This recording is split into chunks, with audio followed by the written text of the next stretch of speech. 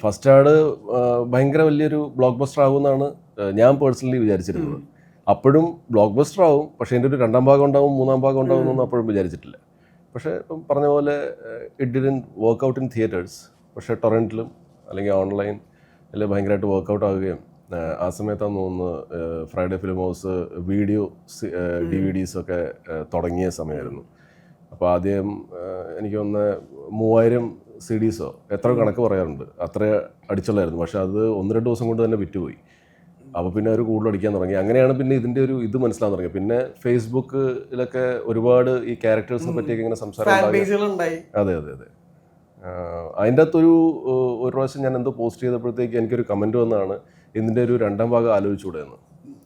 അപ്പോൾ അങ്ങനെയാണ്, അത് കണ്ടിട്ടാണ് ഞാൻ ആദ്യം വിജയെ വിളിക്കുന്നത്. അപ്പം വിജയ് പറഞ്ഞു അതൊരു നല്ല ഐഡിയ ആണല്ലോ, അത് നമുക്ക് ചെയ്യാവുന്നതാണ്. അപ്പം ഒന്ന് മിഥുനായിട്ട് സംസാരിക്കാൻ പറഞ്ഞു. അങ്ങനെ മിഥുനായിട്ട് സംസാരിച്ചപ്പോൾ മിഥുന് റെഡി. അപ്പോൾ അങ്ങനെയാണ് പിന്നെ മിഥുൻ അത് എഴുതാൻ തുടങ്ങിയത്. ഫേസ്ബുക്ക് കമന്റിൽ നിന്നാണ് ശരിക്കും? ഫേസ്ബുക്ക് കമന്റിൽ നിന്നാണ് എനിക്ക് ഐഡിയ കിട്ടുന്നത്. അത് രണ്ടാം ഭാഗം വന്നാൽ നല്ലതായിരിക്കുമല്ലോ എന്ന് വെച്ചാൽ ഓൾറെഡി ക്യാരക്ടേഴ്സൊക്കെ എസ്റ്റാബ്ലിഷ്ഡ് ആണ്. അപ്പം ഇനിയിപ്പോൾ നമ്മൾ ഫസ്റ്റ് പാർട്ടിൽ 1-2 കാര്യങ്ങൾ ഓഡിയൻസ് ഒരേപോലെ പറഞ്ഞത്,